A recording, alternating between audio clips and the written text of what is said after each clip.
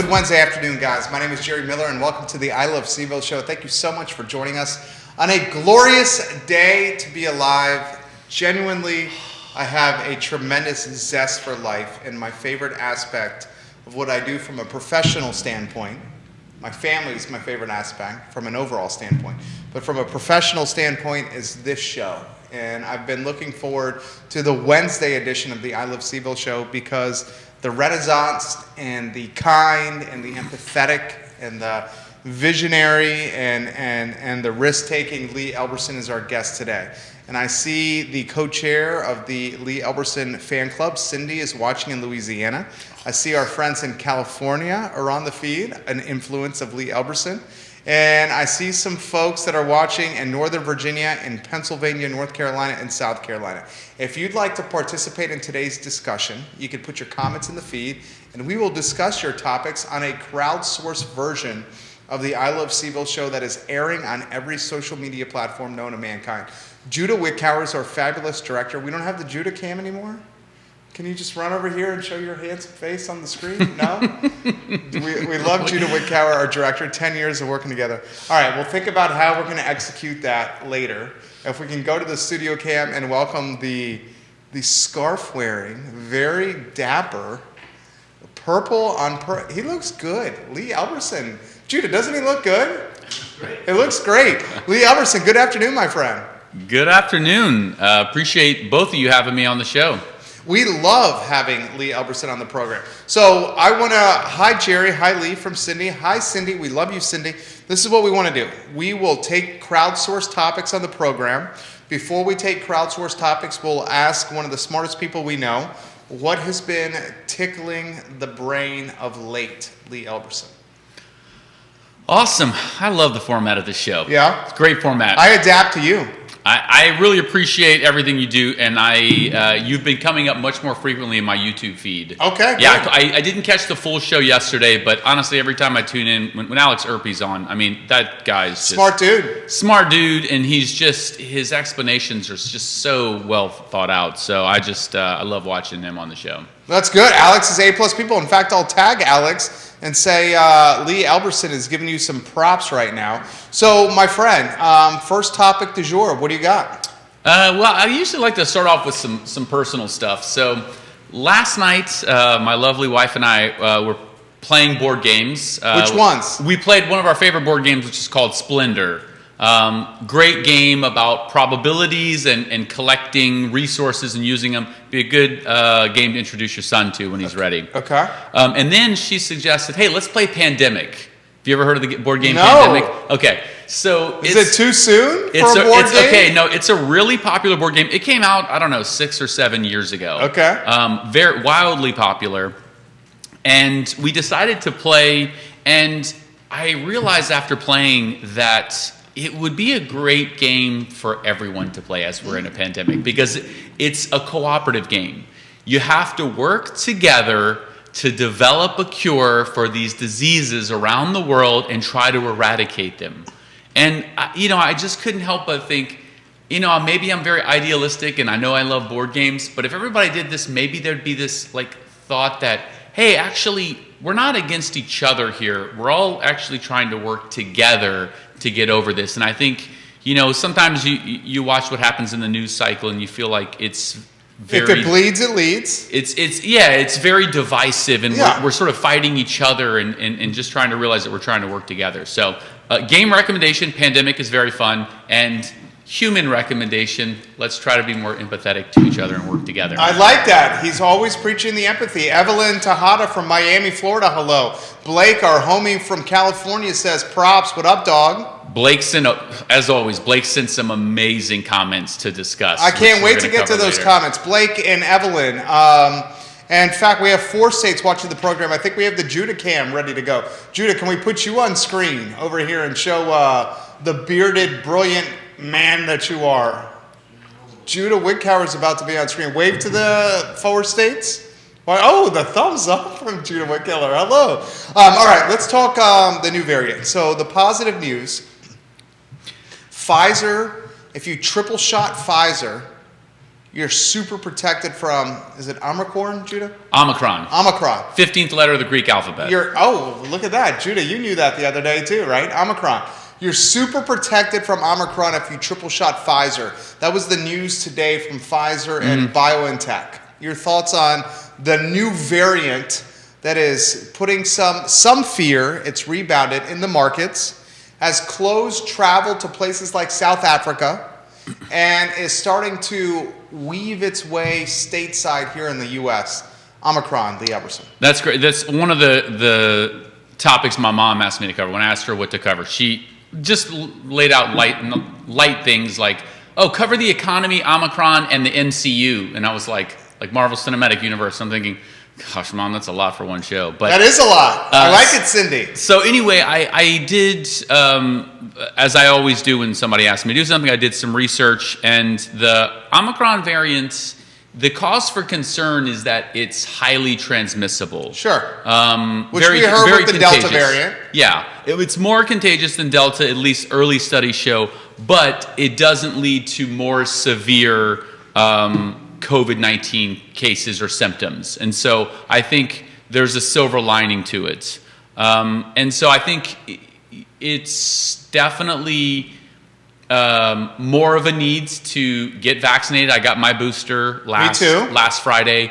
But as I try to do when I'm making a medical decision, I like to search what I don't usually search for and get from sources I don't usually search for, which means, when it's coming to vaccines, I'm thinking, what would anti-vax community say, and what would perhaps more conservative news sources say about getting triple vaccinated? And I think, what would they say? Well, it's I think the sentiment is that we are overblowing the effects of COVID-19 on our population and the people. It's not as big of a deal as we're making it out to be. I stop and I always want to reflect and think, is that possibly the case? Is it the case that we are, I don't think that doctors are lying, but is it possible that if somebody passes away, you can't 100% attribute it to COVID-19, but it ends up in the COVID-19 tick box because maybe they got it and it exacerbated some of their symptoms? Sure. But I think a great way to reflect is something I always learned about. They call it the mess hall mentality in the military. They don't ever give you instructions about what to do with the mess, how to get to the mess hall.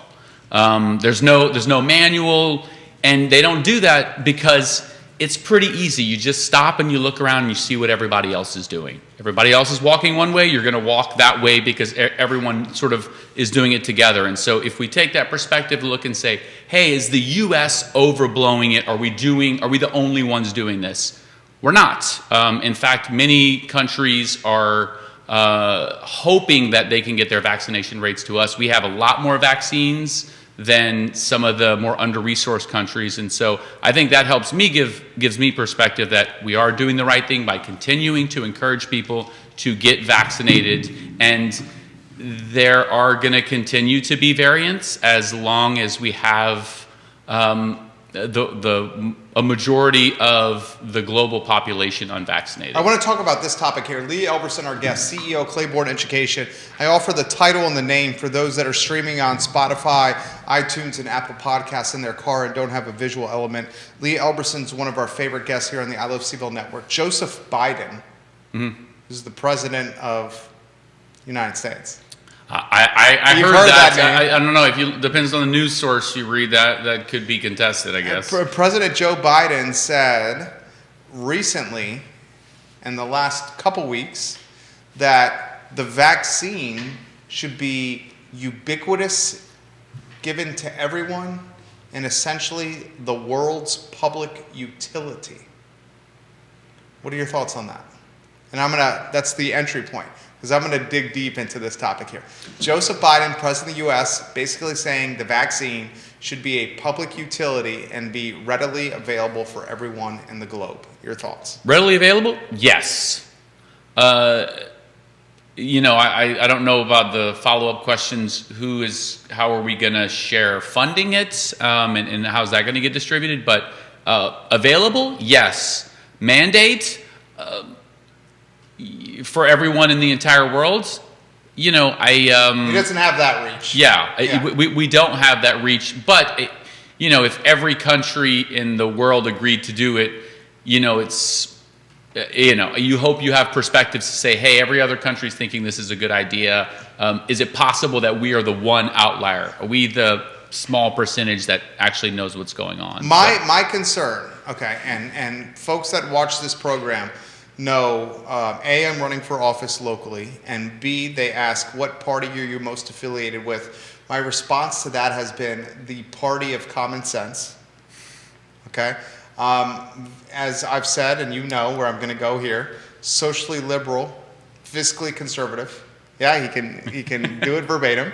My concern with making medical innovation a public utility would possibly diminish the innovation and financial resources allocated by publicly traded companies to said innovation.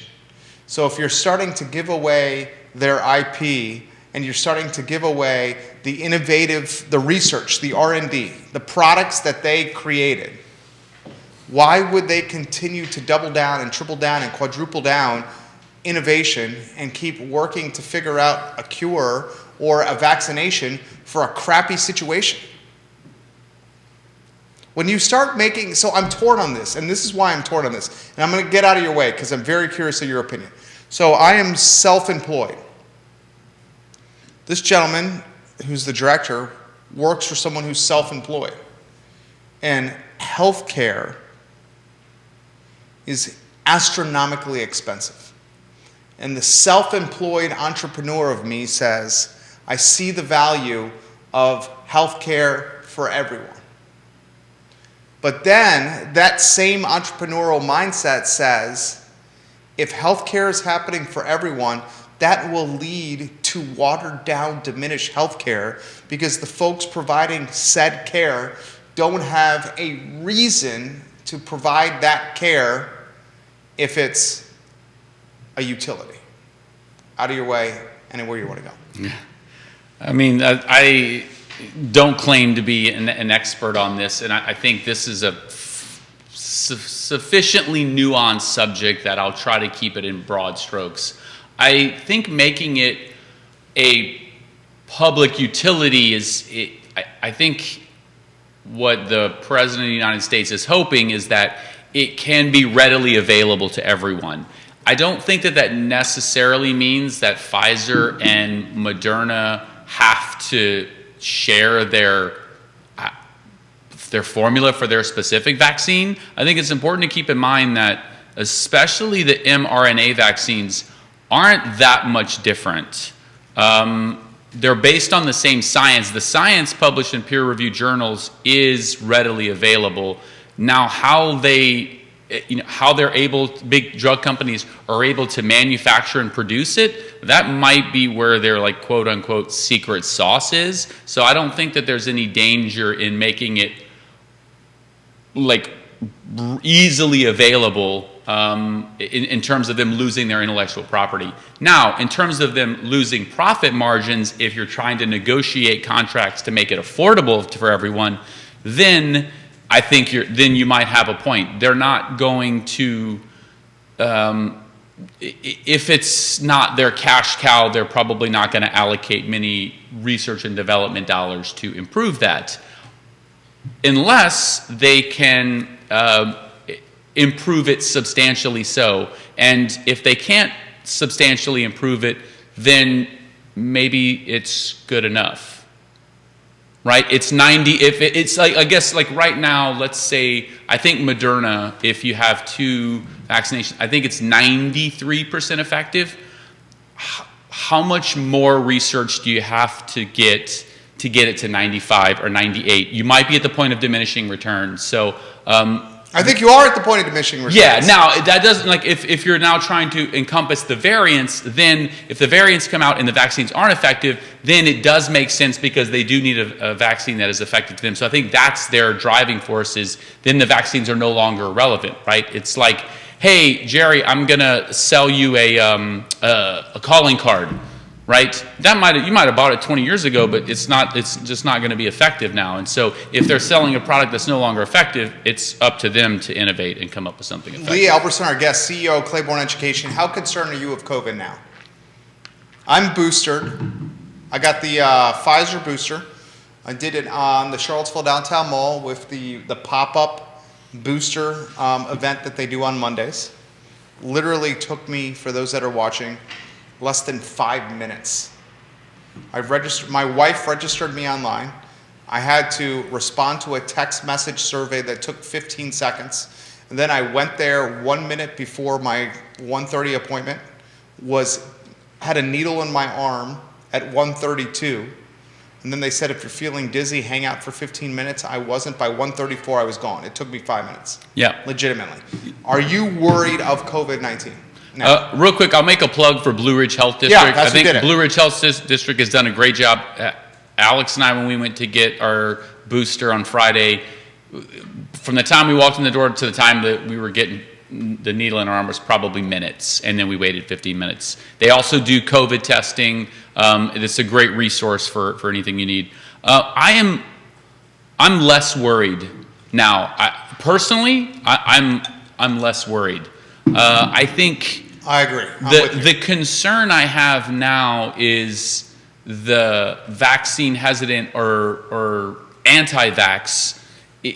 If that is going to increase the probability that it's going to be transmissible to me, then I wonder what public service we can do to help pull those people over the line.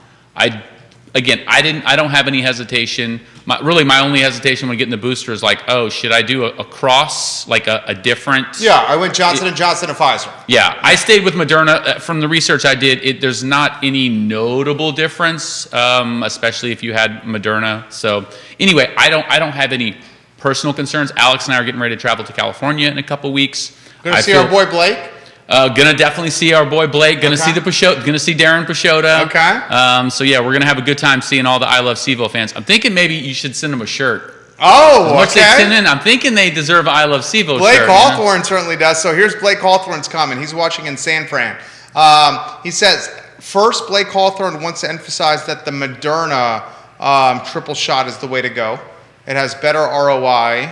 In fact, I'll read it verbatim. Blake Hawthorne in Cali says the triple Moderna has a significantly higher resistance according to the data. BH also says healthcare. BH is an opinionated guy, right? Mm-hmm. I'd say that's safe. Definitely. Okay. Smart dude. I like your opinions, BH. Healthcare costs and a lack of proper care gut the richest nation on the earth in a word, pathetic. The talking points against expanding healthcare and cutting costs come from the same places that arguments against climate change are originated. Blake's always got a lot to unpack.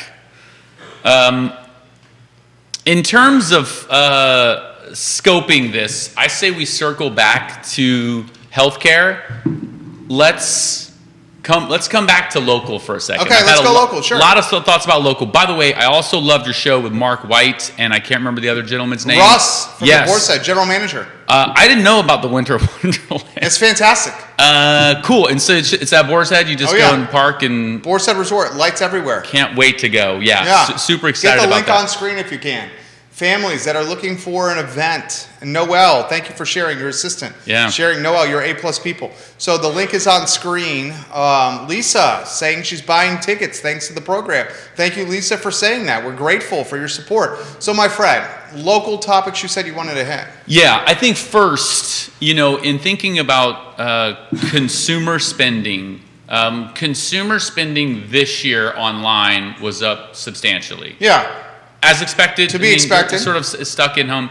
I think in the holiday gift season, what I've been trying to think of is instead of going to Amazon, going out to the massive amount of local resources we have. So on Saturday, Alex and I walked from the Ix Market to the City Market to the Holiday Markets, all in one stretch, right? And you have a ton of local businesses selling great items, and as always, a lot of these small businesses, they're not selling them for near enough. They put in some of these like handmade wooden bowls. I asked the guy how much he spent or how much time he spent. He spent 10 hours on it and is charging $40. Yeah. I'm thinking that's $4 an hour. One of you the need to most charge more. difficult things for early stage entrepreneurs is pricing their time appropriately. Yeah. The other one, Sweet Art Emporium in Palmyra. Did you ever connect with No. Erica? Okay, I'll reconnect you guys. I think she'd be a Please. great guest on the show. Okay. Sweet Art Emporium, I bought a ton of gifts there.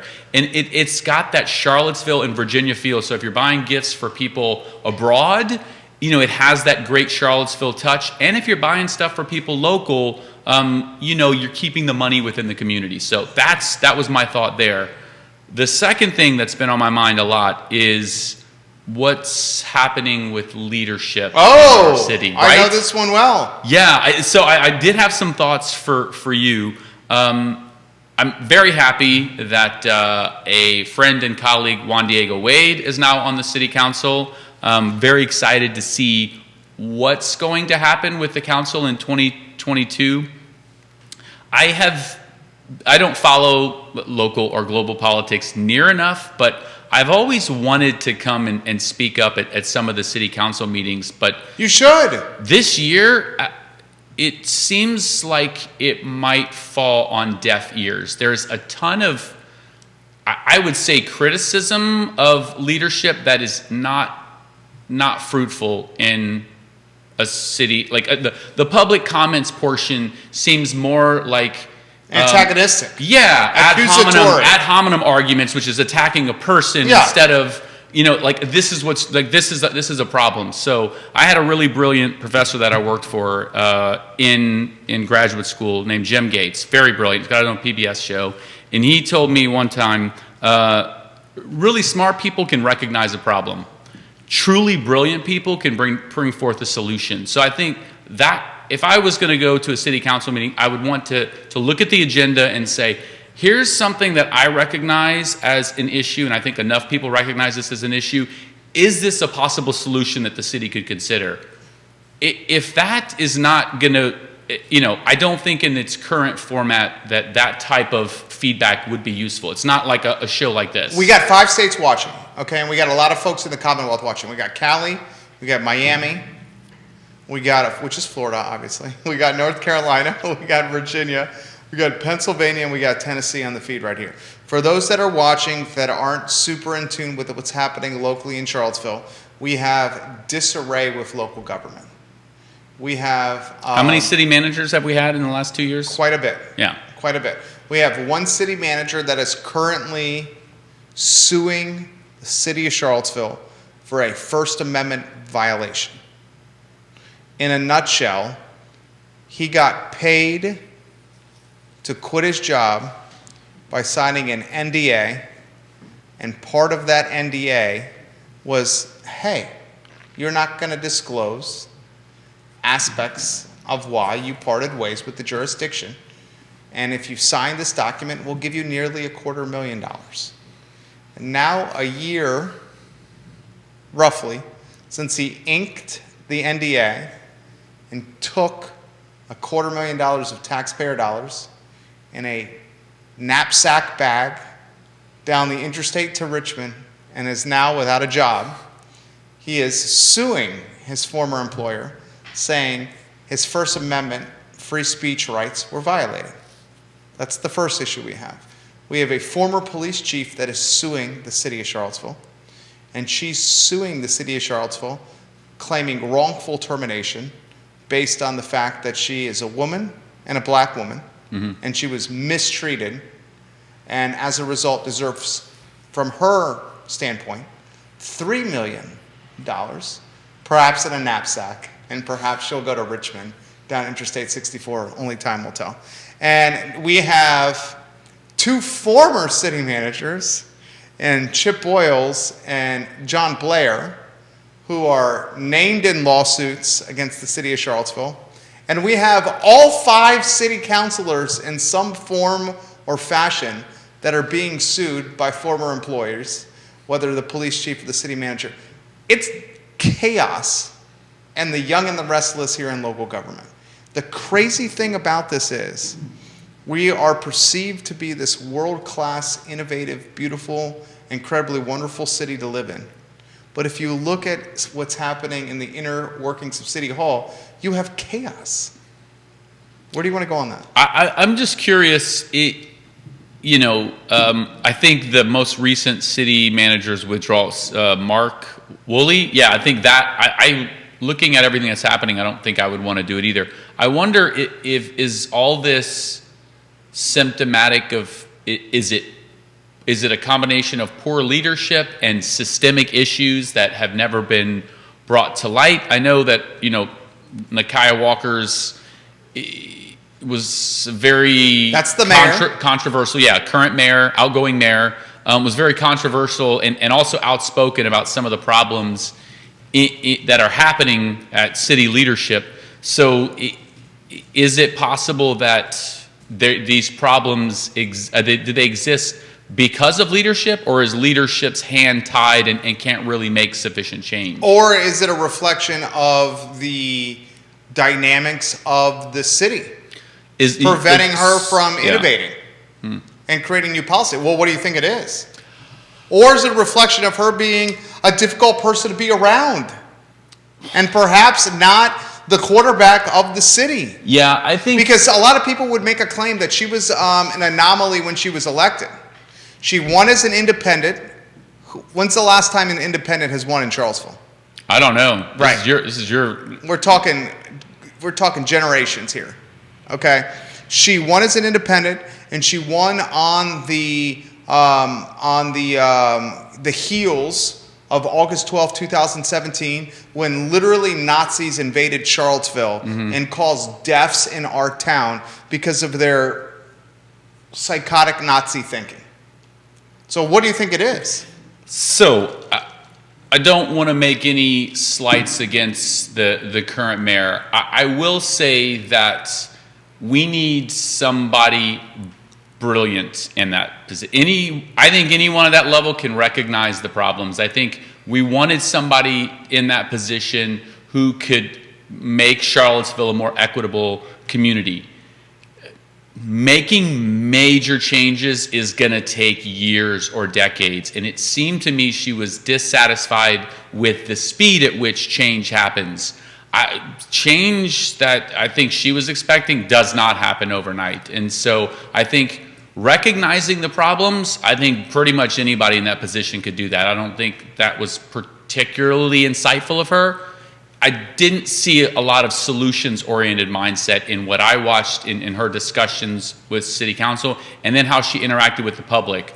What you do to impact change happens a lot behind closed doors and in City Council meetings, and then what you reflect in the public face should always come from a place of understanding and compassion, and again, trying to be the cheerleader and pull us forward. Airing our dirty laundry without any sort of solution sort of leaves us in limbo. We don't have anywhere to go. So I completely agree with that. That's what I think. What I want out of a leader is somebody who can acknowledge that there is a lot that needs to change. There's a lot of inequitable policies and practices. We know that. That's not exclusive to Charlottesville. That's around the United States for sure, almost certainly around the world. We need somebody who's going to acknowledge it, know the timeline it takes to change, and then be able to have the emotional intelligence to work with others and problem solve. And I don't think we have that in current mayors. Okay, I'm going to throw. I 1,000% agree with you. You said we need a brilliant person in the role of mayor. The mayor makes $20,000 a year. Why would a brilliant person take that job? You're a brilliant person. Would you run for mayor of Charlottesville? Would you? Okay, the mayor of Charlottesville is voted in by 5 councilors who are voted by the general populace. So the mayor of Charlottesville is not elected by the general soft populace. Government. It's a soft mayor system. So would you run for council? You're brilliant. I talked to Juan throughout his election process. There's a lot that goes into it. I don't think, I've only been in Charlottesville 8 years. I don't know and I don't come from a place of really understanding all of the inequities that happen here. So I don't know if I would be a good fit for it. But if I were, it would be tough. I would have to have built independent wealth sufficiently so that I would not be looking for that as really a source of income. Yeah. So at this stage, probably not. So you're basically saying that all the folks that can run have to be independently wealthy. Yes, that's or yeah, you I guess have to. Your passion is so deep and you can see a clear vision for change. I am just an amateur. I would not be good in that space. I know a few things really well, and I'm a generalist. I can look at the large scale and sort of understand things at the periphery. But you have to understand the details of every step of the way. And I think that's why people like Juan Diego Wade are going to be great on the council. He's been here forever. He understands the school board, and he understands what it takes to manage lots of competing personalities. Andrew J. Coper, welcome to the program. Andrew, we will get to your comments. Blake, we will get to your comments. Neil Williamson, hello, and welcome to the program. Grayson, welcome to the program. Spencer, welcome to the program. Whitney Robinson, hello and welcome to the show. If you want to participate, offer your comments in the comment section on any social media platform you're watching upon, and I will relay them on air to the big-brained Lee Elberson. So 2022, bullish or bearish on Charlottesville?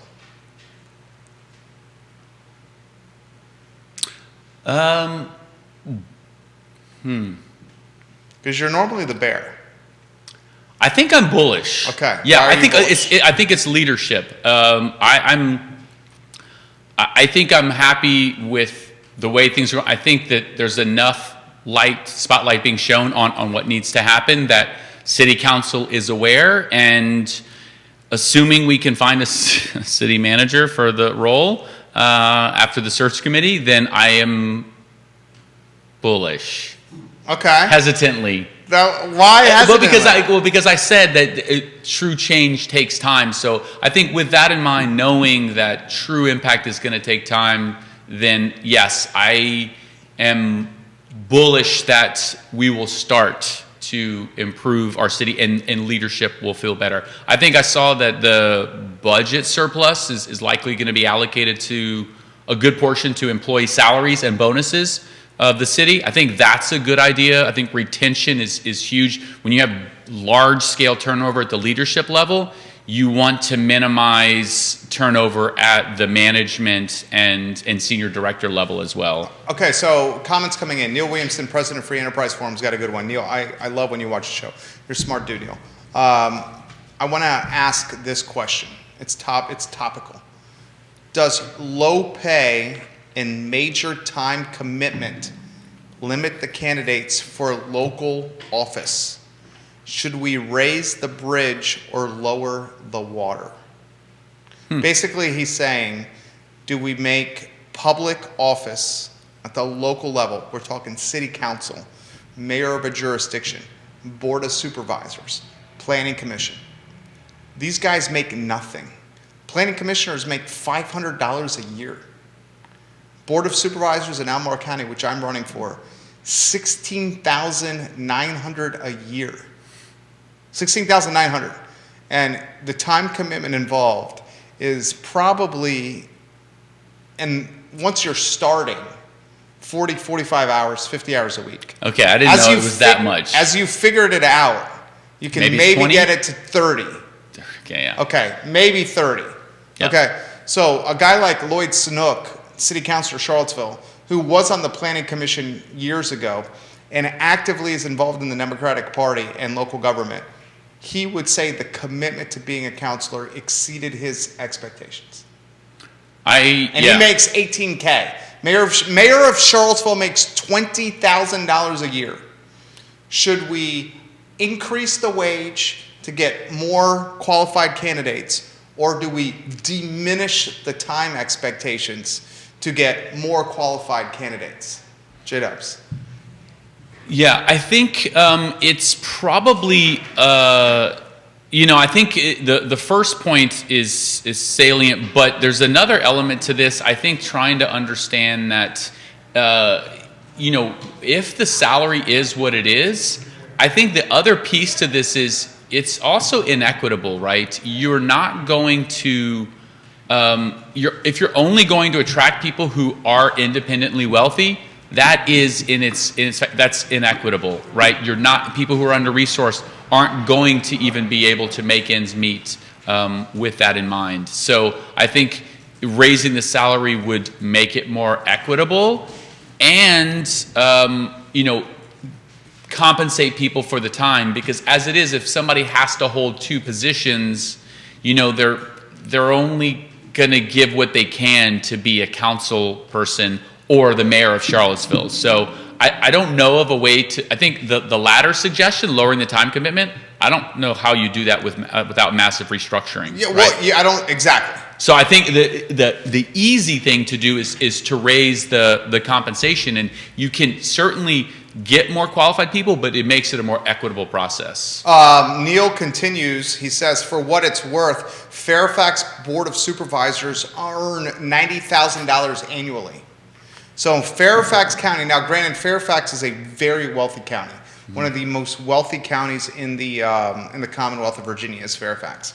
City of Charlottesville, their counselors earn $18,000 a year, $20K for the mayor. Albemarle County supervisors earn $16,900. Fairfax Board of Supervisors earn $90K. Here's a very pointed question for you. A very difficult one. You love these. I do, because you handle them well. And it's real talk on this show. It's not bullshit fluff talk on this program. If local government in our hometown the pay is so meager, $16,900 for Albemarle County supervisors, $18K for city councilors. The pay is pathetic for local government officials. Are we not, because of this crappy pay, going to always get, most likely, a wealthier white person in leadership? Yeah, that's the inequitable piece of this. I think, I don't think that's a hard question at all. I think that's absolutely true. So that is the inequity in this process. And, what was the city's budget last year?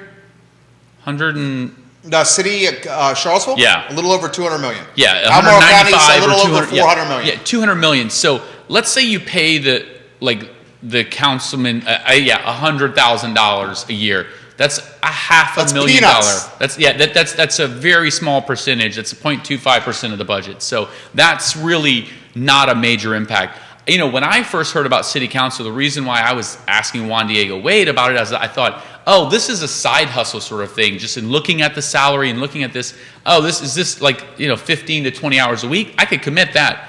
This sounds like it's a full-time job. It's a full-time job. So and not only is it a full-time job, but it's a full-time job where you're getting hated on by half the population. Yeah. Very different than a full-time job in that most full-time jobs don't have thousands of people flooding their inboxes with hatred. Yeah, absolutely. So I am absolutely in favor, given the percentage increase and the impact to equity on paying a reasonable wage to I'll take it a step further. Yeah. For the sake of a talk show. Step further for the sake of a talk show. How would you characterize the demographics of the city of Charlottesville and Albemarle County? And demographics, how would you characterize them by race and a wealth standpoint? How would I what are they? Or yeah, what are they? What are they? I haven't looked in a while. I mean, we're predominantly white. Especially inside the city of Charlottesville, I think the statistics of what they are one thing. I think the affordability is what drives a lot of that population, and so I think that's probably the more important figure to look at is how affordable is it to live in? Is living in Charlottesville equitable? Okay, would you say that I'd say no. Demographics of the city of Charlottesville are in Albemarle County, city of Charlottesville and Albemarle County, are predominantly white, you would say? I think that they are. I think that statistic is true. That is I true. believe that statistic is true. And you would say above average or higher on the totem pole from a household income standpoint? In comparison to what? In comparison to Albemarle County? Or in comparison to household income in the Commonwealth of Virginia, the state that the jurisdictions are in? I believe that statistic is true as well. 100% true. Yeah. 100% true. So here's where I'm going with this. The demographics of the city of Charlottesville and the demographics of Albemarle County from a wealth and race standpoint are predominantly white, and on average a household income that is substantially greater than the household income that's the average of the Commonwealth of Virginia. So are the folks elected to office not a reflection of the voter base? Yeah. Is this exactly what the voter base wants? This is a good question, and I think one of the really great things that's come out of the last year is intensely focusing on diversity, equity, and inclusivity in all of our decision-making processes. And so, yeah, first recognizing, is leadership of the city of Charlottesville representative of the people that live in Charlottesville? Let's, for the sake of a talk show, let's say that is true. If that is what we desire, then there's going to be less voice, and we work on a majority, then there's not really going to be a majority voice speaking for the under-resourced individuals. And we, I think, have as a community said that we want more equitable practices in the city of Charlottesville. We want more equity in all of the processes, and so that should probably be over-reflected in our leadership. I don't know if it makes sense to keep it equally representative, right? To say if, this is 80% of the demographic is this, then that 80% should be represented on the city council. Donovan Fiore? Fiore, yeah, he used to work for Clayborne. Yeah, he still is. Your homie? Yeah, he's a friend of Clayborne and a friend of mine. Lives in Gilbert, Arizona. He studied at Washington Lee University. Mm-hmm. Really smart dude. Girlfriend who went to Washington and Lee University, had a great time there. Donovan says, any ideas on incentives for this kind of position, mayor and city council, beyond salary, that would help bridge equity? And he says, great conversation, you too. So I have some ideas. Ideas could be beyond salary that are similar to compensation, would be a city of Charlottesville issued vehicle, would be a city of Charlottesville issued cell phone plan that the city covers, city of Charlottesville issued home internet. You're doing a lot of your Zoom and Skype council meetings at home. A city of Charlottesville issued healthcare package of some kind. That's a big one. That's several thousand. Everything else is like hundreds of dollars. Yeah. Not much. Retirement matching package. Yeah, that's great too. None of these happen. Yeah. With elected officials. They're not getting matching 401k, 4% match on 4% contribution. They're not getting subsidized health care. They're not getting, they may be getting, in fact, I think they probably are getting City of Charlottesville cell phone. They are not getting City of Charlottesville drive home vehicle.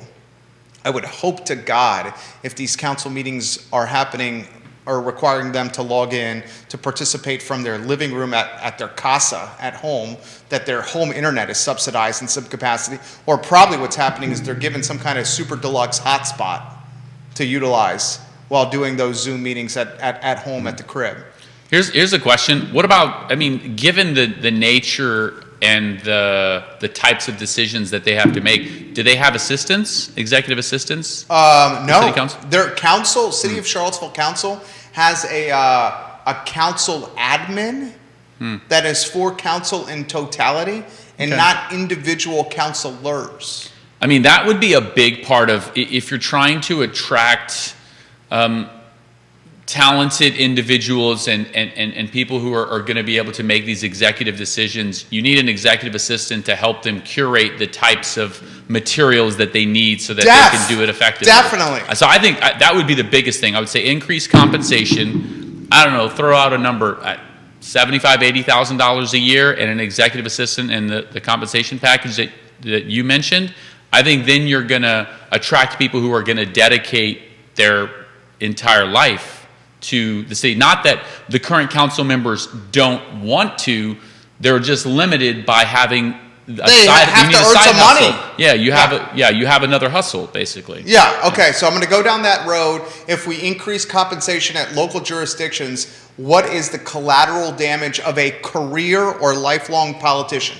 I'm going to pick his brain on lifelong politicians and the collateral damage associated with increasing pay with local jurisdictions and elected government.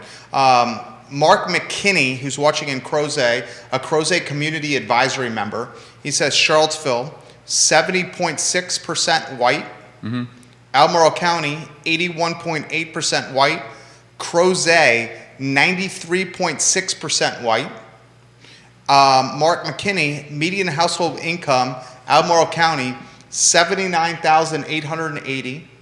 Charlottesville, $59,471. Crozet, $81,875. Mm-hmm. Good data from Mark, smart man. Come on the show before. He says, Mark McKinney, persons in poverty, Albemarle County, 6.7%. Charlottesville, 24.1%.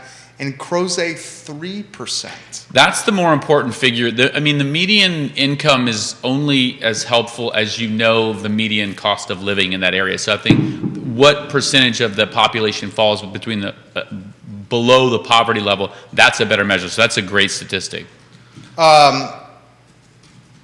Neil Williamson, most electeds have the opportunity to participate in their locality's healthcare plan. I did not know that, Neil Williamson. No. I'm typing in Facebook, is it a good healthcare plan for them?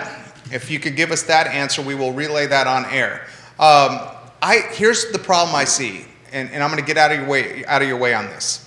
In fact, your perspective, your experience, your marriage to the beautiful and talented Alex is going to help you answer this question. Charlottesville and Albemarle County, and in Central Virginia, really in totality, are quickly, and it's been happening for the 21 years I've been here, I've seen it expedited, are quickly becoming this playground for wealthy individuals. It's expensive as all get out to live here.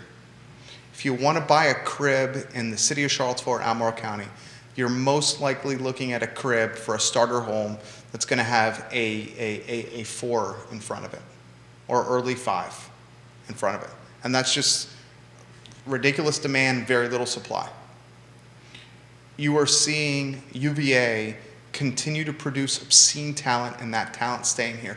Wait till we see the impact of the data science school.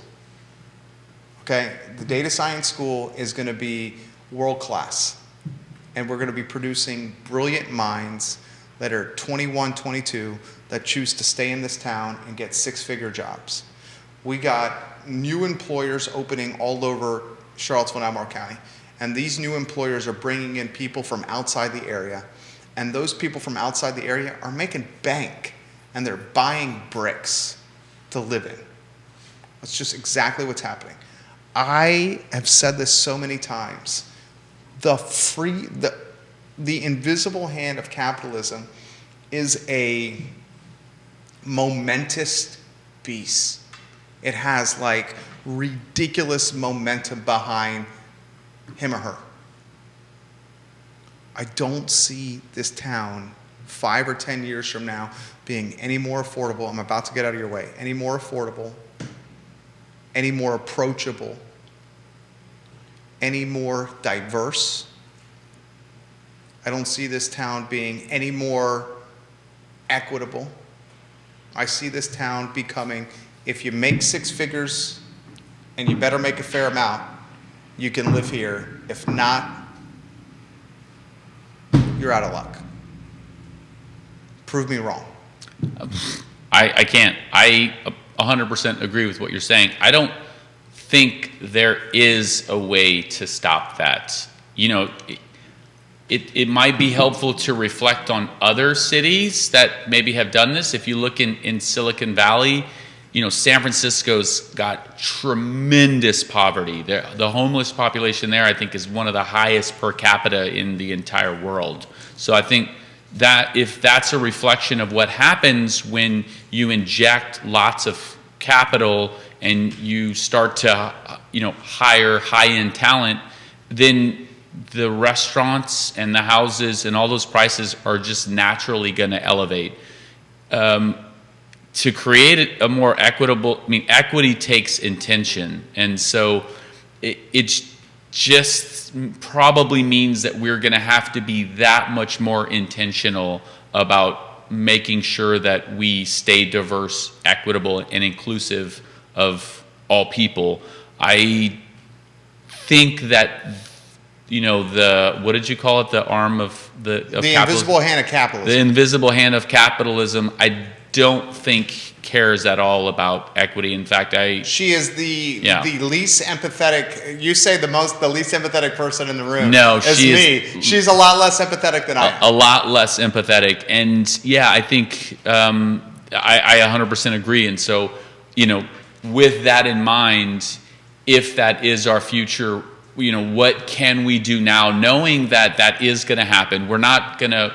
Or should we do anything at all? I mean, if we don't want our society to be more equitable, inclusive, or diverse, then we shouldn't do anything. I think I said equity takes intention, and we have to be intentional about it if we want to. We know data shows that more diverse perspective always yields a better result. Homogeneous feedback always yields less results. So we know, at least from that perspective, that we want to have a lot of differing perspectives, and we want diversity. And, you know, it's sometimes tough to battle with, but I want things to be more equitable. I don't want to look and think, wow, I did so well because I just got an extra bump every step of the way. You know, I'd like to feel that pride in its fullest extent and say, yeah, I worked hard, and so did everyone else. And, you know, if I got something as a result, then it's because I maybe did it better, not because I got a little bump every step of the way. Lee Elberson, our guest, CEO of Clayborne Education. I'm torn on this topic, and I'm torn on this topic because so many reasons. I'm torn on this topic as a father of a 3.5-year-old. I'm torn on this topic because of the effort I've put into growing these businesses and the sacrifice made and what's given up to do it. Obscene sacrifice. I'm torn on this topic because I do want balance and diversity in the community for so many different reasons. I think of my son first in a lot of ways, and I want him to grow up in a diverse environment. But I'm also torn on this topic because when I was launching these businesses, I remember the obscene amounts that I gave up over these 13 plus years. Taking one vacation in 13 years, 90 hours a week was the norm for 10 years of those 13. Working every day while my friends were going to the bars, going out, having fun. It was, you know, working. And it's like the student loan conversation where, like, I have friends who are hoping and fingers crossed that government is eventually going to eradicate their student loan debt. And then I have other friends, including me, who worked his way through college at a Ruby Tuesdays, literally, to keep debt down.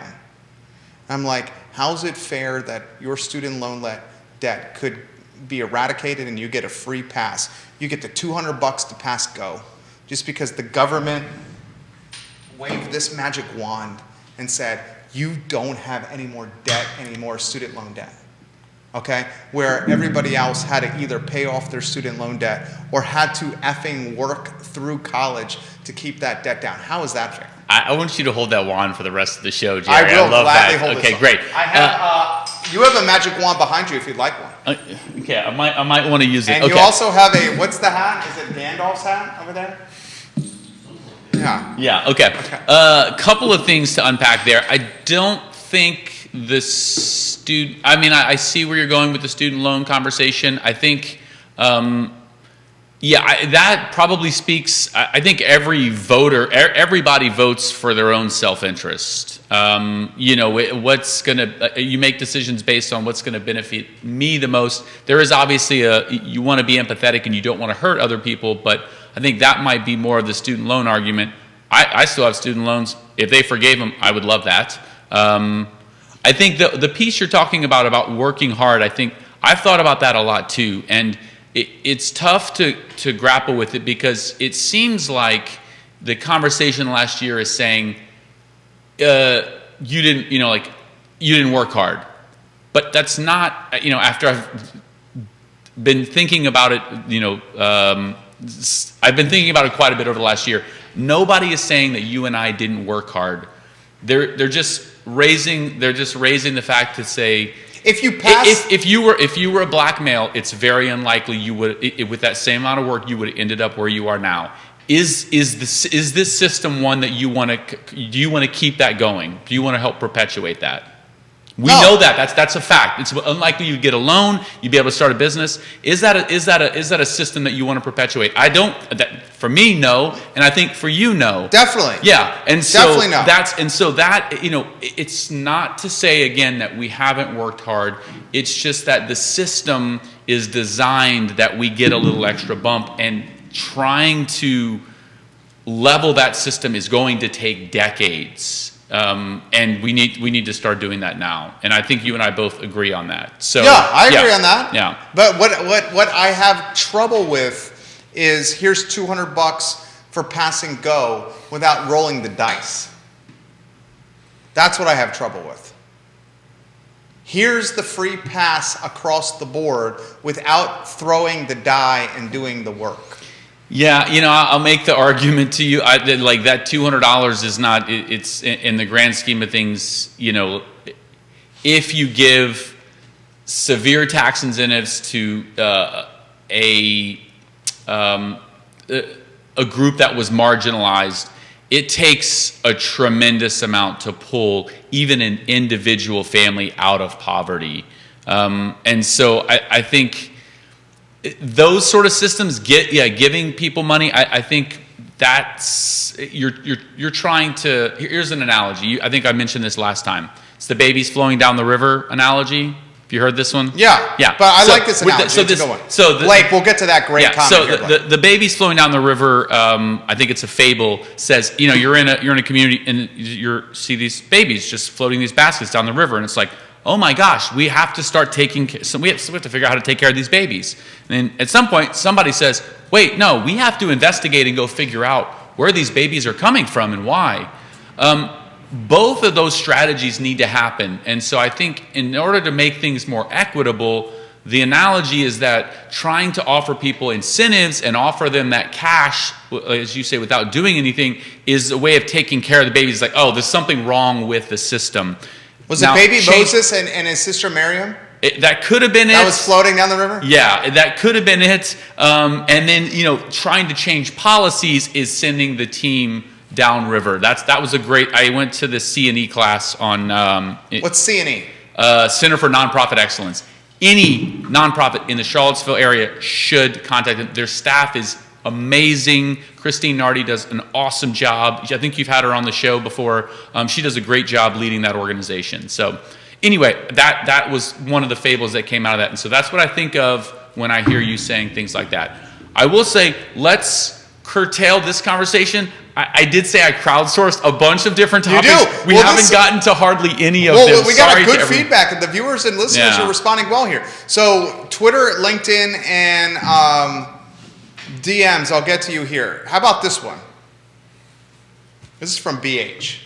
God, he's good. I like you, BH. Lake Hawthorne. Cali, right? Yeah, he's in Woodland. Okay. It's not fair, but the world that the next generation is inheriting is nowhere close to the one it was 10 to 15 years ago. the opportunity for home equity and ownership, the cost of living, surviving and trying to get out of the never-ending debt and fewer chances to succeed is not a viable option for the future. You're talking about student loans? Is that the... I think he's talking about, Blake, you're talking about student loan debt. You're talking about the barrier of entry of buying a first-time home, which is a wealth generation builder, is much greater now than it has ever been before because we're under inventoried across the country, and because supply is low and demand is high, prices have escalated. He's talked, I'm paraphrasing, and I'm reading between the lines and using context clues. I believe he's referencing the transitory nature of inflation. Groceries are more expensive than ever before. Thanksgiving's the most expensive Thanksgiving on record. Disposable income for the marginalized Americans is fewer than it's ever been. Those that are living on the financial periphery, yeah. Have less disposable income in their purses and wallets than ever before. That's safe to say. Definitely. You know, to use your analogy against you, I would say the invisible arm of capitalism has just crushed the middle class.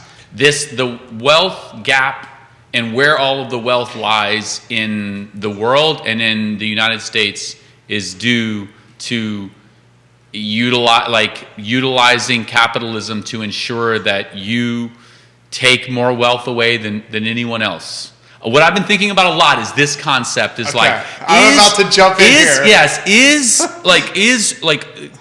getting wealth, is gaining wealth an equitable process? I'm arguing no. And so here's the analogy I've been thinking about a lot, and I might have brought this up on the show before. You got 10 people, we're all sitting around this board table.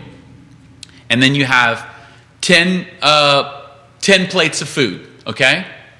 And you say go.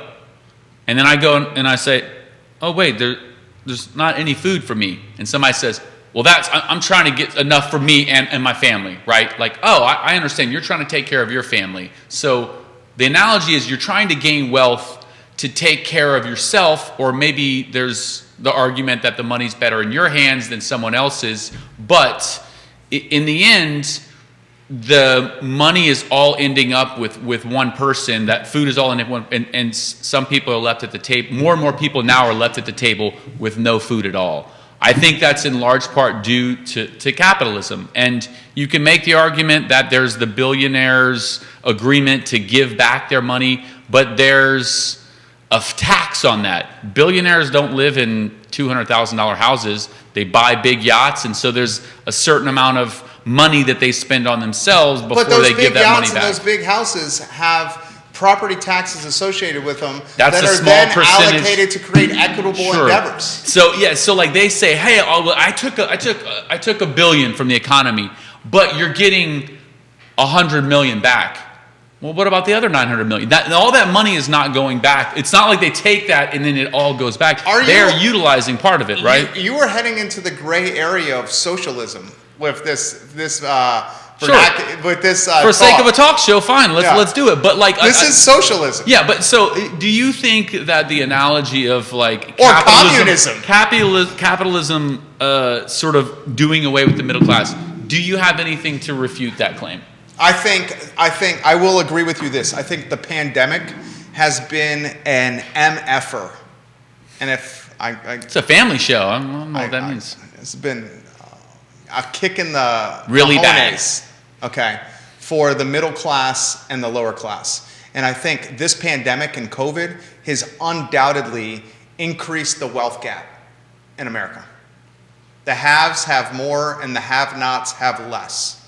Look at education in private schools and kids in private schools learning like it's no COVID at all. And that's a stretch a little bit. Obviously, they're doing preventative maintenance, mass distancing, and school has changed. But they've learned, for the most part, in person, where public school kids are learning through screens or a hybrid setting, and it's very different. Yep. We're both in agreement there. Yep. I think this pandemic has undoubtedly impacted the middle class, lower middle class, and the lower class at an incredibly unfortunate clip, and certainly at a much steeper frequency than upper middle class and upper class and the 1%ers. Yeah. Okay? But the individuals that hedged appropriately, they may have not known that there was a pandemic coming. None of us did. But there's something said to be said for having cash in an account for a rainy day. There's something to be said for innovating, I hate to use this word, pivoting, most played out word ever, pivoting your skill set for survival in a pandemic. I mean, it's Darwinism. It is Darwinism. The strong survive and the weak get slaughtered. It's Darwinism. The pandemic was microscopic Darwinism.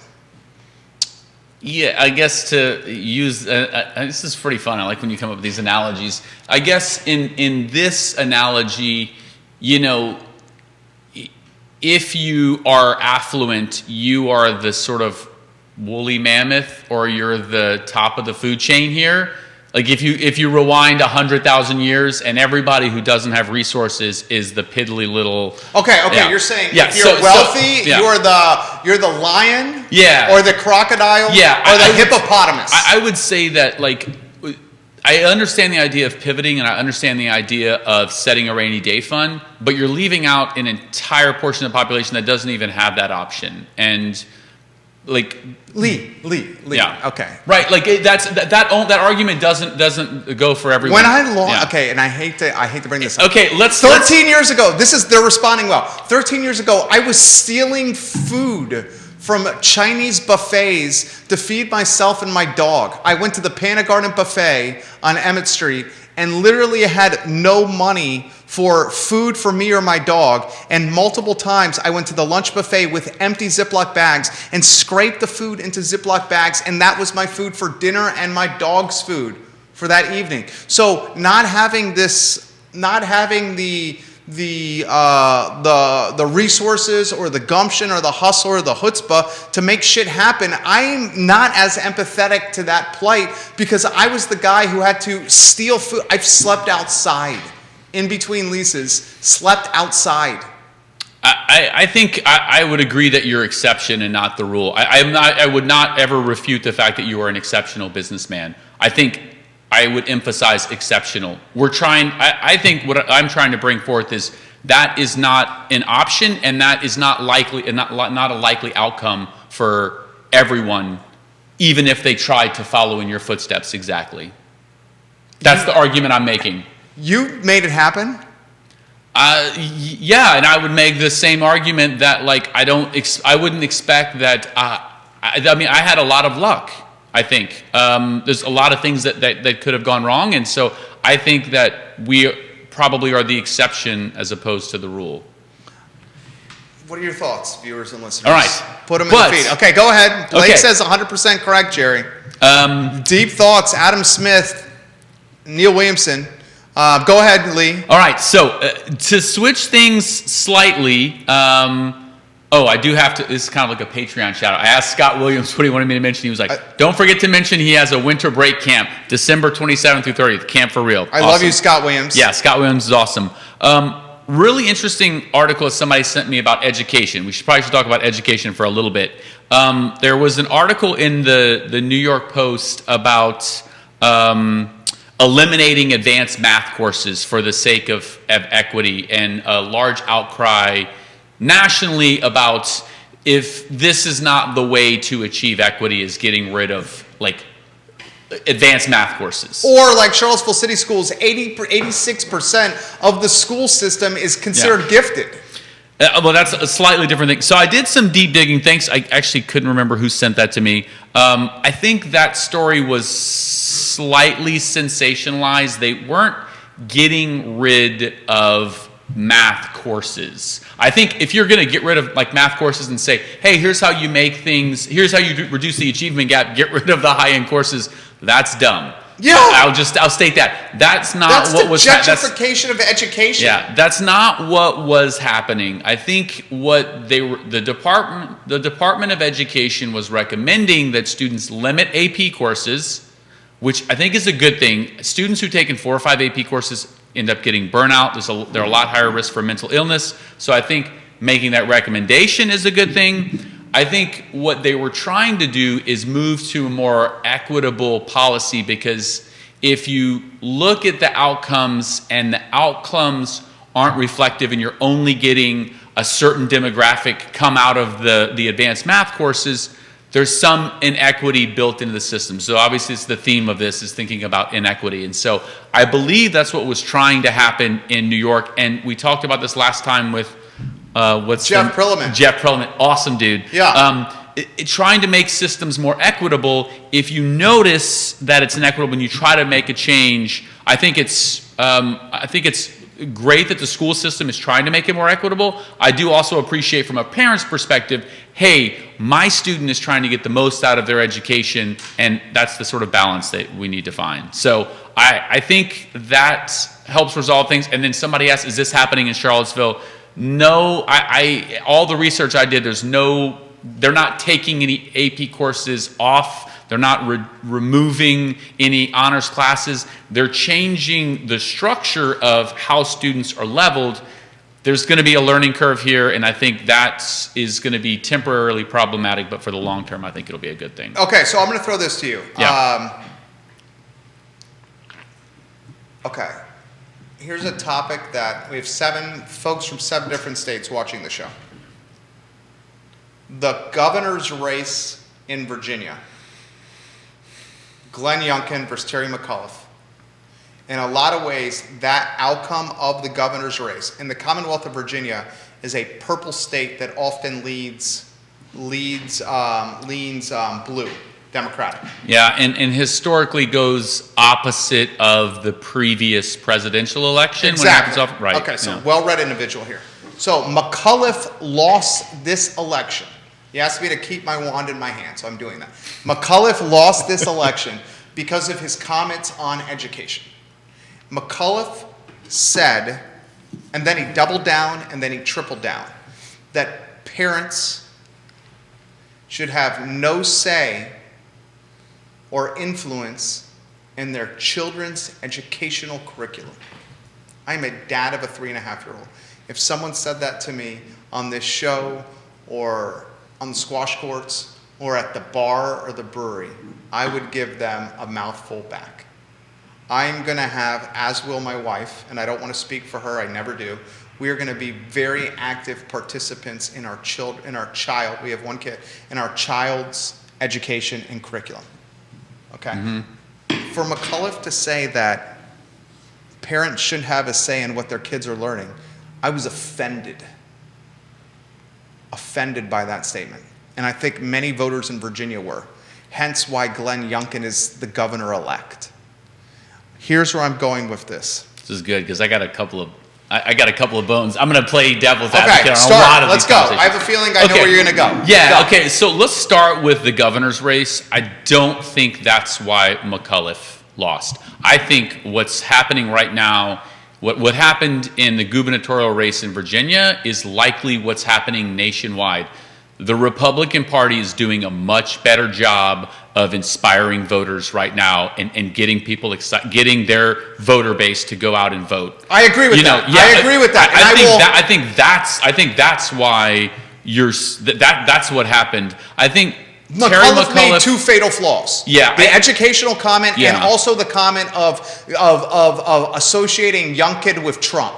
Yeah. The Trump stigma is lessening and is having a lower or less impact on voters than it did when shortly thereafter of Trump being in office. Yeah. Okay? And Youngkin, when it comes down to it, is much more of a centrist or moderate than Republicans of even 5 or 10 years ago have been. Yeah. You agree with that? I agree with that. I also think that the Republican Party has the advantage of when you're trying to polarize views, I think it helps to come from a conservative piece, because when you're trying to protect a value system, you look and you say, this is the value, this is what we're protecting, don't let them take this from us.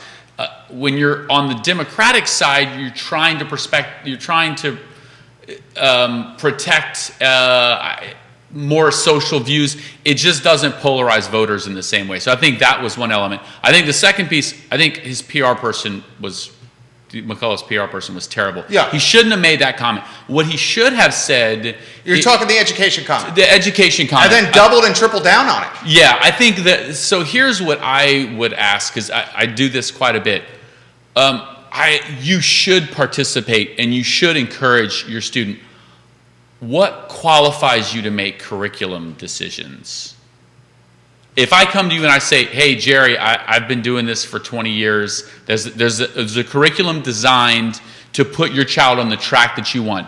Do you want to change that, or do you want to listen to an expert? Are you asking, you're asking genuinely, or for the sake of a talk show? Or yeah. You're asking me, as the father of my son, what qualifies me to make educational Curriculum decisions? decisions. Curriculum decisions on my little boy? My response to that would be this. I spend the second most time with him on the planet. My wife spends the most time. My response to that would be, no one knows my son better than I do, except for my wife. We're fortunate that she's a stay-at-home mom. My response to that would be, I read books, my wife really does, to him every day, in particular at night. And we see the nuances of how he learns. And because we spend more time with him, because we're reading to him more than anyone else, and we see how he is learning, especially as a 3.5-year-old, when the material he is learning is still very digestible and approachable for us as parents. It's not like it's calculus, right? He's learning his ABCs and his 1, 2, 3s, and how not to pick his nose and keep his hands to himself right now. That's what he's learning. Yeah. Okay. So because of that, we should have a say in what he is learning and how he's learning.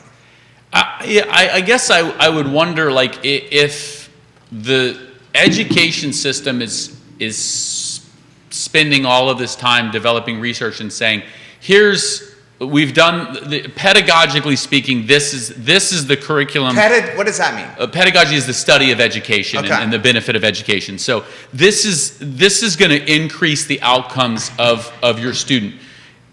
I would say that what you're doing is you're participating and encouraging your student. I think that's a great thing. To nitpick and make to go against the advice of experts. Critical race theory? Well, you're all over the place. I think if the research is showing that this is going to maximize outcomes, as a parent, if you want to change things, I think just want to understand that you might have the best intentions, but you don't have the experience or the data to say, hey, if I make all of these different decisions, this will increase the outcome. It'd be like buying a car from a lot and saying, I'm actually going to just go and tweak this myself. That's perfectly fine, but you can't expect it to perform in the way that the dealership says. And just the way that when education experts say, the curriculum is this way because we think this maximizes outcome. As a parent, the best thing you can do is take that and say, so here's what they're doing. Let's make small little changes to that. I think any major deviations from that, I think you would be taking a chance. And not to say like any one incident, if you say, I don't want you to read this book, I want you to read something else. I don't think that changes it, but every step of the way, I would defer to experts, as I often do. I'm not an expert on squash. I play squash. I know my play style, but I would go in and say, this is how I play. What do you recommend? Okay, cool. I might make some last minute changes, but that's when I'm asking about what qualifies you to make curriculum decisions, not opposed to what qualifies you to be a good parent and encourage your students. Would you say a curriculum decision would be a parent insisting that their child take the advanced track of classes as opposed to the not advanced track? Yep. You would say that's a curriculum decision? Okay. So mom and dad say, little Jerry, big Jerry, and Mama Miller said, little Jerry, you're going to go APs across the board. Your teachers are saying that this is too much of a workload, but you're going to do APs across the board if you want to play sports. Is that a curriculum decision that the parents are impacted? Definitely. Okay. That happened to me. How about this? Big Jerry and Your Mama, parents forced you to take. APs across the board. Yeah. No doubt. 100%. Yeah.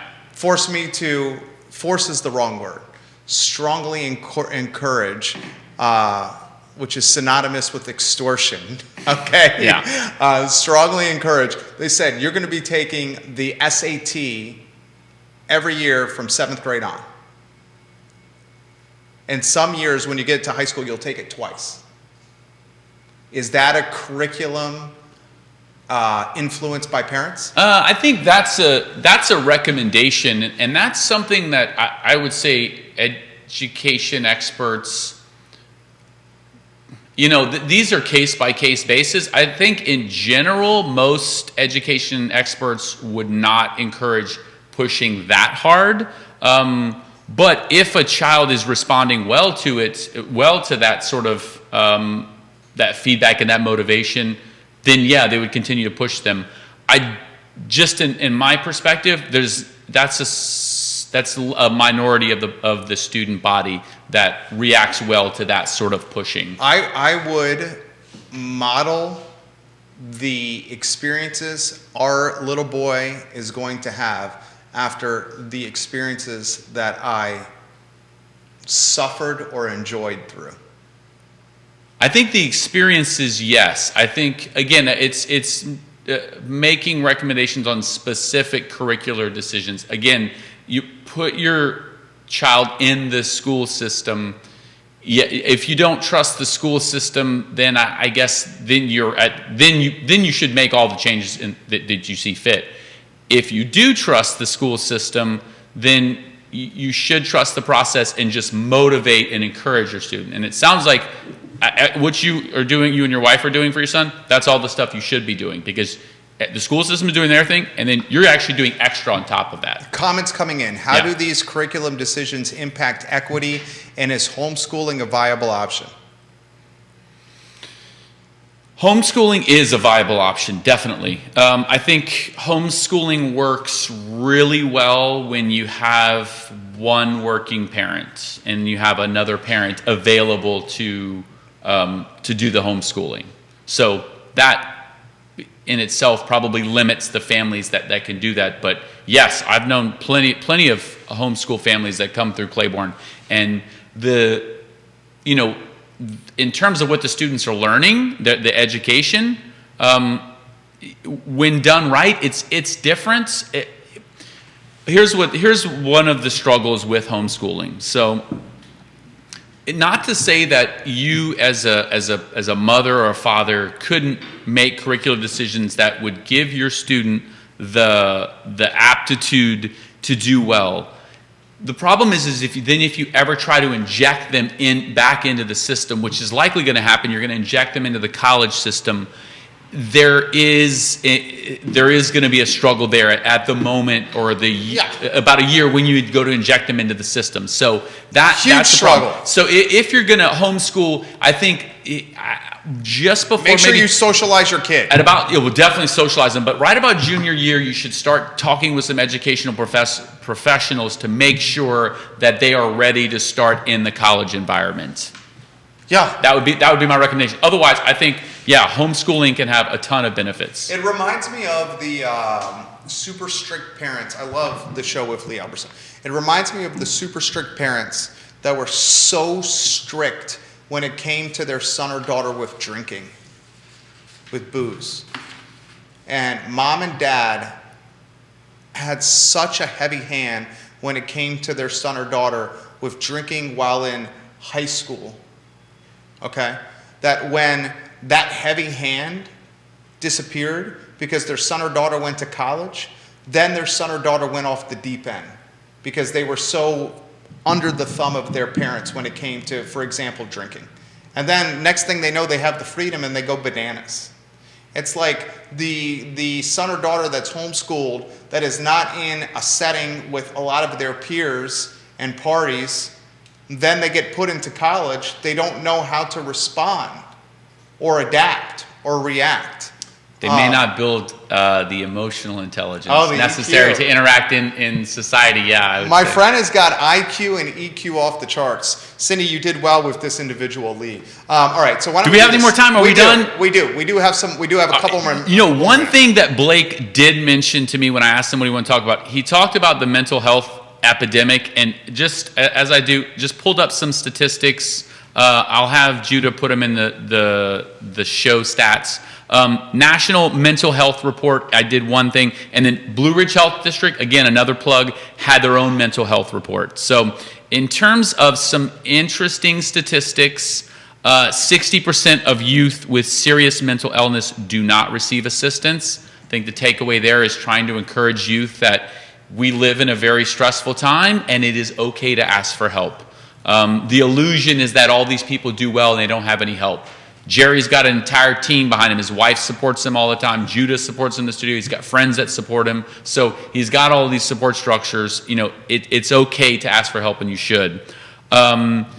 There is a similar statistic. 50% of adults with mental illness do not receive treatment. 11% don't have insurance. That's another interesting stat.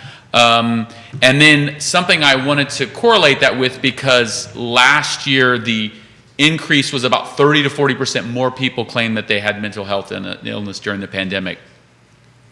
Is this a coincidence? I think not. Stats for social media.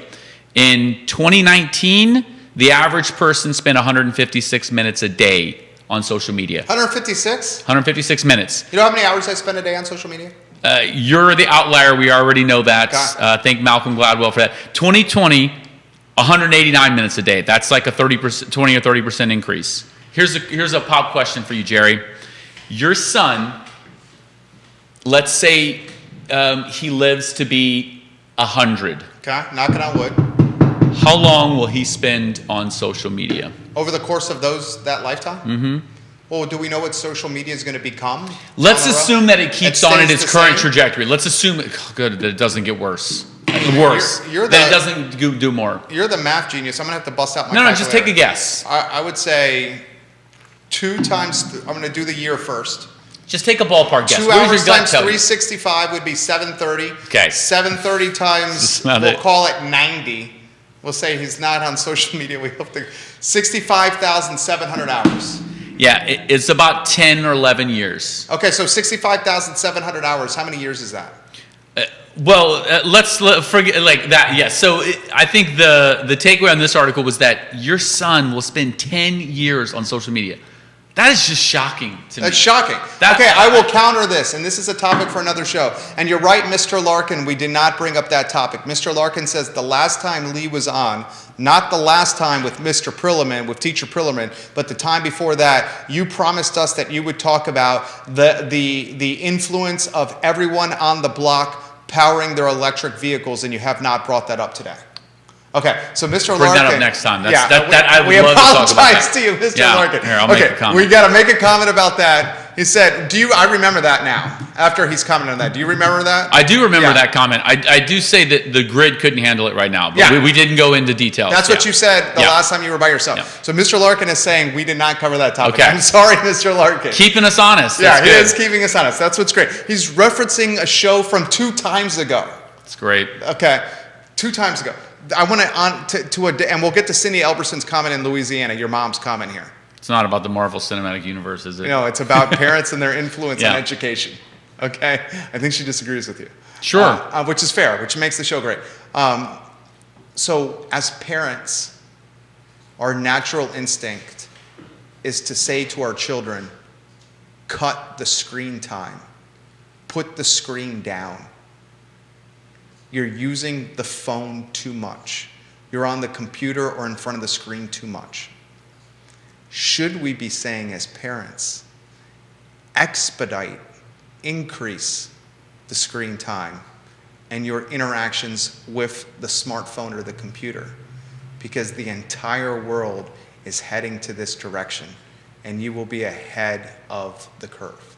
Without hesitation, I would say no. Don't say that. It increases your chance of mental illness. Desocializes. Did Mr. and Mrs. Gates tell little Bill Stop building computers? I think it's dangerous there's a fallacy of like comparing the outliers and trying to generalize based on that. I'm glad Bill Gates and Jeff Bezos did what they did, and that's great. But I think that's a very small subset of what people do. And they built businesses that make them a lot of money. Those businesses are predicated on trying to drive us to do more of the behavior that they want us to do. Did Mr. and Mrs. Grisham tell little Johnny, stop creative writing so much?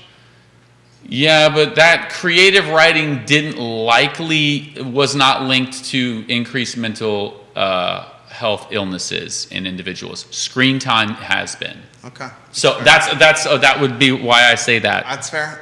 Cindy in Louisiana. One more thing. Yes. Alex did say, are we breathing life into Barracks Road with the excitement about the new Brazos location? I say yes. Yeah. I don't go to Barracks really where do you go to Barracks for? The Virginia shop. The Virginia shop is great. Tiffany yes. Smith. Great spot to get gifts. Yeah. So we love you, start Tiffany. going there. Yeah. Yeah. I would say Brazos is good for Barracks Road. 100%. Why don't we close on this? We got a 3 o'clock show coming up here. I believe parents in a community are absolutely entitled to have a say and influence in curriculum decisions, not only because they know their children better than anyone, but also because there are too many social variables outside of basic education, math, reading, science, that can conflict with what parents may be teaching at home.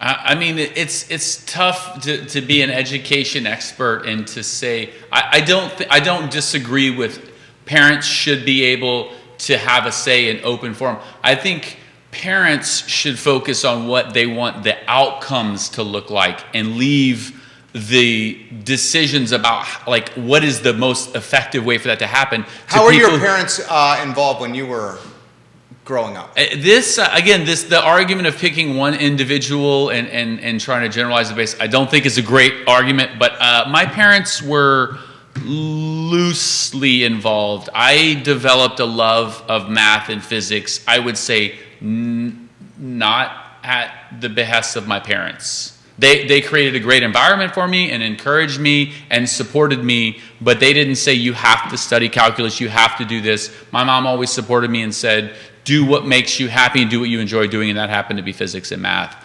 I think the public should say this is what, and parents should say, this is what I want the outcome of my student, my child to have.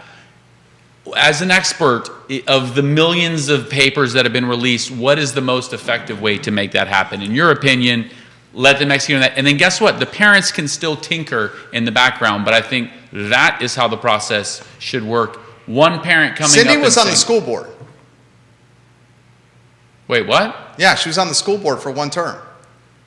I didn't know that. Yeah. Wow. I'm communicating with her. You learn something new every day. I did not know that my mom was on the school board. She was on the school board, and she said she was extremely involved. Yeah. Having a leadership position like that and listening to all the comments, again, it's tough to listen to individual comments from a parent and try to design curriculum based on that, because every parent is speaking self-interested. Like you said, you know your son better than anyone. Everybody knows their kid better than anyone else they would claim. That doesn't necessarily mean that they are qualified to select curriculum, like every single piece of curriculum. I would argue, even homeschool, the most effective homeschool parents do their research and they follow guidelines from Saxon and a bunch of different producers. So anyway, that's all I'll say. Not that parents shouldn't be here. Parents should continue to encourage, but I fear that we enter in a part of society where we say we don't care about what science and the experts and research says. Everyone's going to make their own individual decision. I'm going to do my own research. We'll close on this. Great show. He's just great to do a talk show with. Blake says Jobs did not let his kids have an iPhone. Just saying, Jerry. I appreciate that, Blake. Thank you for that, Blake. In California. Well done, Blake, on that. Matthew is saying, along with the topic of the grid, being crowded, if everyone on the block charges their cars at the same time, please add to the list stock market investing as a topic for the next time Lee Elberson comes on. It's a better topic. Alex, can I have Alex Erpy as my guest? You could. You call could. it, yeah. No rules here. No rules here. You're going to touch base with your mom after this show. Yeah, my mom's, I'm sure, is going to be like, how dare you say that? Yeah. Touch base with your mom. So we love you, Cindy, on the program. Wait, well, how about this with parting? Jerry, you got the magic wand. What do you hope for Charlottesville this holiday season? What do I hope for Charlottesville this holiday season? Stability with elected officials. Stability and consistency with elected officials is what I hope for this holiday season. I hope that everyone gets a chance to spend time, genuine, non-screen time with somebody they love and have in-depth conversations. That's what I hope, based on our conversation today. Lee, I love that. What? You just crack me up. He's a good guy. Can't you tell he's a good guy? He's just a good person. Genuinely just a very good person. My friend, what's the rest of the day have in store for you? I have meetings and sessions. I've got a lot of students right now. Kids are wrapping up. I've got a lot of calculus students right now. Oh my gosh, I was telling Judah I have to teach like 5 hours of calculus tonight. Do you enjoy the calculus? I do. I love it. The problems are so sophisticated, and you never see the same one twice. And so, yeah, I love that part. Why don't we get a photo of Lee on set? Can we do that? Looking sharp, J-Dubs. Judah Wick-Harris going to get a photo of... the mic is good right there. Do you want to hold the wand up? Boom. Oh, there we go. Lee Elberson holding the wand up right there. He's the CEO of Clayborne Education. He's a friend of the program, an all-around A-plus guy. We love when he comes on the show and offers his perspective, because our perspectives, we do it in respectful fashion, are often very different. Definitely. And that makes for good talk show material. Tomorrow, we have the Thursday edition of the I Love CVille Show at 12:30. Today y Mañana airs at 10:15 a.m. tomorrow. Alex and Xavier Erpy do a hell of a job showcasing investing and markets and trends in the Latino community at 10:15 a.m. Thursday, tomorrow, on this network. At 3 o'clock, we have our animal focus show. And Lee Elberson, you did a hell of a job today. Boy, it was a tough show. Did you have fun? I had a great time. I guess what I was thinking, here's the wording I would say. Do you have the right to make decisions in your child's education? 100%. Still debate on the qualified piece. Right? Yeah, right? We'll agree to disagree on this. Sure, yeah. Okay. And why we have to agree to disagree on this one from my perspective is there's nobody that knows the kid better than the parents. And that intimate knowledge of knowing your son and daughter is the foundation for any influence on decision making with your son or daughter in any capacity. Mm-hmm. No one knows a kid better than their parents. That's true. And because of that, the parents should have a say in anything the kid does. Definitely. No final word? Okay, there is a final word. I know there is. I would say yes. Okay, I would say the final word is that it is ultimately up to the parent. If an expert says, statistically speaking, this is the likely outcome, and it's always the parent's decision to say, do I feel strongly enough that this course correction is right enough that I am going to supersede the teacher? Supersede what experts and statistics are saying. And I think that is where that's a mistake I'm willing to make. Yeah, exactly. That's a mistake I'm willing to make. Yeah, exactly. And I think that's where the right comes in. You have the right to do that. I think you should always listen to the expert and try to pull yourself away from the situation. I think sometimes what I see with parents in education, it's like the little puppy, they're squeezing its aura. It's like, okay, just let go for a second. They're actually doing great. Just give them some breathing room. And also sometimes get their feedback. At your son's age, it doesn't make sense. But like when they're a teenager, get their feedback and say, what do you hope the outcome is? Tell me what you hope the outcome is in 2 years. If they say, I don't know, then you should probably stay at the driver's wheel. But you should always encourage your student to be more proactive in making their own decisions. Lee Elberson, fantastic on a talk show, CEO, Clayborne Education. Thank you, my friend. Always love being on the show, Jerry. Same. We're going to have to talk about EVs. I'm going to have to do a lot of research about EVs in the grid. Well, and what was the other topic? Oh, man, there was tons of them. Transit investing that you've identified. Oh, my gosh, yeah. Okay, we'll definitely do electric vehicles. We'll keep trends on investing on the fence. Judah, thank you, my friend. Job well done. I know we ran long. I appreciate you. Thank you to Lee. My name is Jerry. This is the I Love CVille Show, where we have very frank conversations, guys, on the internet, and it lives there forever. You guys have a good afternoon. We'll see you in 44 minutes on our next show. Take care. Good job, dude. J. Mill, man. That was a